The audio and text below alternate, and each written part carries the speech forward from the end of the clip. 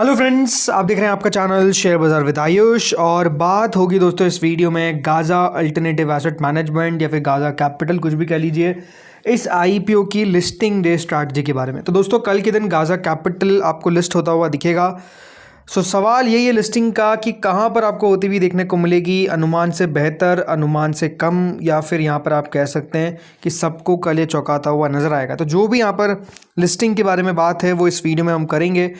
Expectation क्या रखनी चाहिए, सबसे इंपॉर्टेंट सवाल तो यही है। इसके अलावा यहाँ पर कंपनी में क्या सही में अच्छी जगह बचती है, ये भी अपने आप में सवाल है, राइट। तो जो भी आपके क्वेश्चन है आपको इस वीडियो में आंसर मिल जाएगा रिगार्डिंग लिस्टिंग। तो वीडियो को आप लोग दोस्तों देखिएगा पूरा, लेकिन उससे पहले अभी तक अगर आपने चैनल को सब्सक्राइब नहीं किया है एंड फर्स्ट टाइम विजिट किया तो ज़रूर आप लोग चैनल को सब्सक्राइब कर लीजिएगा।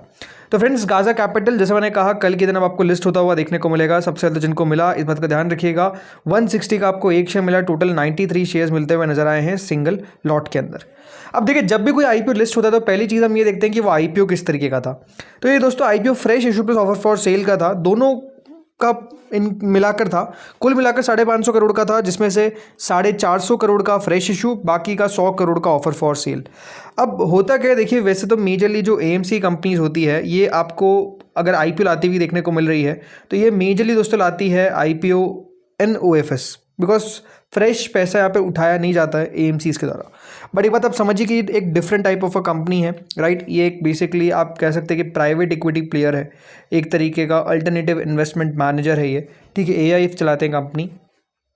तो यहाँ पर कंपनी को ये जो 450 करोड़ चाहिए थे वो कंपनी को कमिटमेंट्स के लिए पैसे चाहिए था, जो कंपनी अपना नया फंड लेकर आएगी प्लस एग्जिस्टिंग फंड्स में डालेगी, इसीलिए फ्रेश इशू लेकर आए। लेकिन जैसे मैंने कहा था कि आईपीओ जब भी दोस्तों फ्रेश इशू का आता है तो ये माना जाता है कि कंपनी वैल्यूएशंस को सही रखेगी ताकि निवेशक भी पैसा बना सके प्लस कंपनी को भी पैसा मिल जाए। तो ये फ्रेश इशू की एक्सपेक्टेशन होती है। बट हमेशा एक बात ध्यान रखिए, ये ज़रूरी नहीं कि फ्रेश इशू अच्छा है। बहुत बार फ्रेश इशू खराब करके गए एंड ओएफएस ने ज़्यादा पैसा बना कर दिया है, और काफ़ी बार ओएफएस खराब गए, फ्रेश इशू ने बहुत पैसा बनाया। तो ये होता रहता है, ठीक है। लेकिन सेकंड पॉइंट पे आते हैं जो अपने आप में क्रिटिकल होता है, वो है सब्सक्रिप्शन।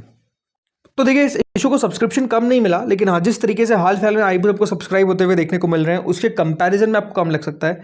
45 गुना दोस्तों क्यूआईबी कैटेगरी ने इस आईपीओ को सब्सक्राइब किया, मतलब क्यूआईबी इसके द्वारा 5046 करोड़ रुपीस कुल मिलाकर डाले गए इस आईपीओ के अंदर। ओके, क्यूआईबी ने कह सकते हैं 45 गुना सब्सक्राइब किया, तो वो कम था आज के हिसाब से, बिकॉज अभी तो आप देखते हैं क्यूआईबी को 100 गुना 200 गुना आई थिंक अब एक आम बात सी हो गई है, तो उतना पैसा तो नहीं आया। एचएनआई कैटेगरी ने दोस्तों 65 गुना आईपीओ को सब्सक्राइब किया, क्यूआईबी से ज़्यादा पैसा आपको एचएनआई की तरफ से आता हुआ देखने को मिला। रिटेल ने लगभग 11 गुना सब्सक्राइब किया, टोटल 33 टाइम से आईपीओ सब्सक्राइब हुआ, कंपनी को क्लोज टू 12,700 करोड़ रुपये मिलते हुए देखिए। यानी इशू को एक बात क्लियर थी कि देखिए सब्सक्रिप्शन ठीक ठाक मिलता हुआ देखने को मिला, ऐसा नहीं कि देखिए बहुत तोड़फोड़ है, ऐसा भी नहीं कि खराब आपको सब्सक्रिप्शन आता हुआ देखने को मिल रहा है। इसको हम कह सकते हैं कि गुड की कैटेगरी में डाल सकते हैं कि गुड सब्सक्रिप्शन यहाँ पर आता हुआ दिखा। तो सेकंड पॉइंट जो सब्सक्रिप्शन का है वो तो दोस्तों हमने समझ लिया। अब तीसरी बात आती है कि जैसे मैंने कहा था शुरुआत में कि देखिए लिस्टिंग गेन कब मिलता है। लिस्टिंग गेन तब मिलता है जब कंपनी के निवेशकों के लिए जगह छोड़ी गई है, मतलब स्पेस हो और बढ़ने का। अब यहाँ पर अगर हम इसकी वैल्यूएशन की बात, तो चलिए वैल्यूएशन को समझते हैं। देखिए कंपनी अपना आईपीओ लेकर आई लगभग 22 की प्राइस ट्रेंडिंग पे, और ये पोस्ट हो जाता है लगभग 27 के आसपास।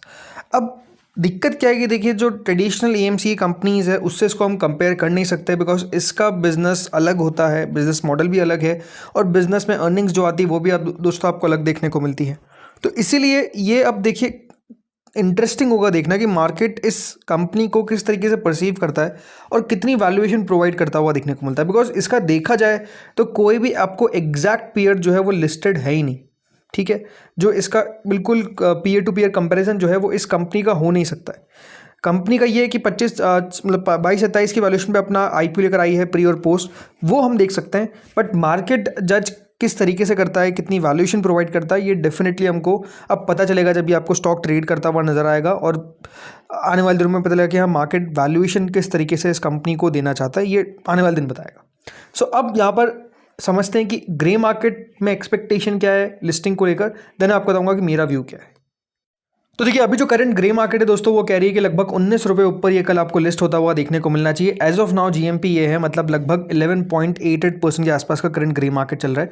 ग्रे मार्केट में भी इंटरेस्टिंग पॉइंट क्या है कि देखिए जिस दिन ये आईपीओ आपको ओपन होता हुआ देखने को मिला था उससे एक दिन पहले अचानक से जीएमपी बढ़ती है, 30 रुपये तक जाती है, फिर उसके उस दिन 23 हुई, फिर उस दिन 18 हुई, बंद होते होते 19 के आसपास गई, बट एक समय पर 12-13 रुपये भी आ गई थी। बट उसके बाद जब अलॉटमेंट आने का समय हुआ तो जीएमपी में फिर गिरावट शुरू होती है, 15 रुपये के आसपास चल जाती है। एंड नाउ दोस्तों अब वापस से 20 रुपये के करीब जो है वो ट्रेड होते हुए देखने को मिल रहा है। यानी आप कह सकते हैं कि देखिए जीएमपी में बहुत वॉलेटिलिटी थी, लेकिन स्टिल एक अगर जोन हम पकड़ते तो ये है कि 15 से 20 के जोन में मेजरली दोस्तों जीएमपी जो है वो आपको रहती हुई देखने को मिली है। अब बताता हूँ कि मेरा एक्सपेक्टेशन क्या है। सो देखिए व्हाट आई फील एंड मेरे एक्सपेक्टेशन ये कि कल के दिन ये आपको 11 से 15% ऊपर एटलीस्ट लिस्ट होता हुआ देखने को मिलेगा। देखिए कंपनी को लेकर मैं आपको ये कह सकता हूँ कि कंपनी बुरी नहीं है, कंपनी अपने आप में बढ़िया है, और अगर एस्टिमेट माना जाए तो ये है कि 11 से 15% के आसपास का लिस्टिंग गेन आई थिंक मिलता हुआ देखने को मिलना चाहिए। यानी 178 से 184 के आसपास आपको ये लिस्ट होता हुआ देखने को कल के दिन मिल सकता है। जैसे मैंने कहा दोस्तों, देखिए कंपनी अपने आप में बुरी नहीं है, कंपनी एक अल्टरनेटिव एसेट मैनेजर है और ये एक्ट करती है as an investment manager to category second and category first AIFs, जो यहाँ पर मतलब ये एडवाइज़र भी हैं to offshore funds also. So जैसा मैंने कहा ये एक नया टाइप ऑफ आपको दोस्तों कंपनी, नया टाइप ऑफ बिजनेस जो है वो लिस्ट होता हुआ दिख रहा है। मतलब एक प्राइवेट इक्विटी प्लेयर आप कह सकते हैं कि कंपनी जो है वो नॉर्मली लिस्टेड कंपनी पैसा नहीं लगाती है। जो कंपनी आप कह सकते हैं यहाँ पर बाज़ार में नहीं है उनमें जाकर दोस्तों कंपनी पैसा लगाती है, और वहाँ से फिर याद रखिएगा अगर इन्वेस्टमेंट अच्छा गया तो पैसा बनता है, नहीं गया तो डेफिनेटली थोड़ा सा दिक्कत आ सकती है। बट ये है क्या, देखिए ज़रूर आप कह सकते हैं कि इसको आप as a mutual fund AMC consider कर सकते हैं। बट जैसे मैंने कहा इन्वेस्टर्स को यहाँ पर रिटर्न नहीं मिलता है, मतलब इन्वेस्टर्स को यहाँ पर ऐसा नहीं है कि देखिए रिटर्न मिलता है ऑन फंड्स, जो रिटर्न मतलब जो रिटर्न कंपनी कमा रही है किसी कंपनी में निवेश करके, नहीं। कंपनी को बेसिकली मतलब कंपनी के निवेशक से पैसा आप कैसे बनाते हैं, जैसे कि आपको यहाँ पर मैनेजमेंट इनकम की जो फीस मिलेगी उसका यहाँ पर निवेशक जो है पैसा बना पाएंगे। मतलब इनके 3 बेसिकली स्ट्रीम होते हैं, मैनेजमेंट फीस, कैरिड इंटरेस्ट और इनकम फ्रॉम स्पॉन्सर कमिटमेंट। और जैसे मैंने कहा स्पॉन्सर कमिटमेंट के लिए कंपनी को पैसा यहाँ पर फ्रेश उठाना पड़ा, अदरवाइज यहाँ पर आपको याद रखिएगा जो मेजरली AMC होती है वो पैसा कभी फ्रेश इशू लेकर नहीं आती है, OFS से लाती है जब अगर उनको IPO भी लेकर आना होता है। अब जैसा मैंने कहा दोस्तों यहाँ पर अगर आप कंपनी को देखेंगे तो ये है कि जैसे मैंने कहा इंटरेस्टिंग है, इसके अंदर किस प्रकार का देखिए आने वाले समय में आपको निवेश देखने को मिलेगा, एंड डेफिनेटली डिपेंड करेगा कि कंपनी का माहौल कैसा है। मतलब देखिए ये बिजनेस ऐसा है जो डिपेंड भी करता है कि बाजार का माहौल कैसा है, क्योंकि आप समझिए जैसे कोविड के बाद का टाइम आया तो वहाँ पर आपने बहुत ज़्यादा प्राइवेट इक्विटी देखा, काफ़ी प्राइवेट इक्विटी देखे, नए प्लेयर्स आपको आते हुए देखने को मिले। तो गाज़ा कैपिटल जैसी कंपनीज बढ़िया करती बिकॉज वहाँ पर बहुत निवेश का मौका था, राइट। फिर आप समझ सकते हैं कि अभी एक थोड़ा सा ऐसा पीरियड आया जहाँ पर उतना पैसा नहीं बन पाया, तो यहाँ पर भी इस कंपनी की जो दिक्कत वाली बात आ गई। तो इसी तरीके से याद रखिए बिजनेस जो है वो हमेशा अनइवन चलता हुआ देखने को मिलेगा। अगर कोई ये सोच रहा है कि मैं निवेश करने का इस कंपनी में लॉन्ग टर्म का व्यू बनाता हूँ और कंपनी के हमेशा आपको प्रॉफिट्स बढ़ते हुए देखने को मिलेंगे, तो debt is not going to happen.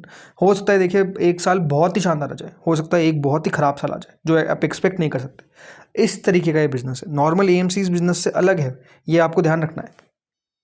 ये है कि जो आने वाले दोस्तों कंपनी के फंड्स होंगे उसके ऊपर हमको नज़र रखनी है, बिकॉज उससे कंपनी एक अच्छा पैसा जो है वो बना सकती है और आने वाले समय में अच्छा पैसा बनता हुआ नज़र आ सकता है अगर वो फंड्स बढ़िया करते हुए नजर आएंगे।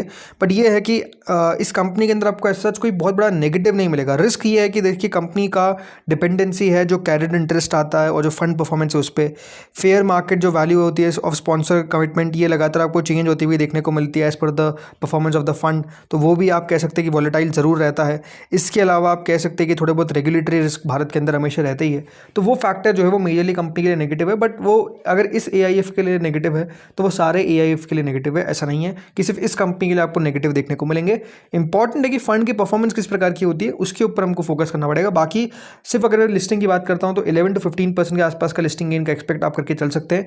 2 से 3% के आसपास का स्टॉप लॉस लगा लीजिएगा, बिकॉज डेफिनेटली प्रॉफिट बहुत ज़्यादा नहीं होता है, तो स्टॉप लॉस भी थोड़ा छोटा ही लगाए ताकि जो प्रॉफिट है वो हम मैक्सिमाइज करके लेकर जा सके। बाकी ये है कि देखिए कल देखना होगा कि इसके अंदर किस प्रकार का बाइंग सेलिंग इंटरेस्ट हमको बनता हुआ देखने को मिलता है। लेट्स सी कल के दिन ये क्या कर पाता है। इस वीडियो में दोस्तों इतना ही था। ये मेरी एक्सपेक्टेशन है कि 184 के आसपास लिस्ट होगा 160 के इशू प्राइस के सामने। आप लोग बताइए आप लोगों का क्या अनुमान है, क्या कल ये आपको लिस्ट होता हुआ देखने को मिल सकता है एट अबाव 185, या फिर आपको लगता है कि नहीं इसी के आसपास लिस्ट होता हुआ नजर आएगा। जो भी आपको लगता है बताइए कॉमेंट सेक्शन में। इस वीडियो में तो इतना ही था। अगर आपको अच्छा लगा तो लाइक करिएगा, चैनल से पहली बार वीडियो सब्सक्राइब करिएगा। Thank you friends for watching this video.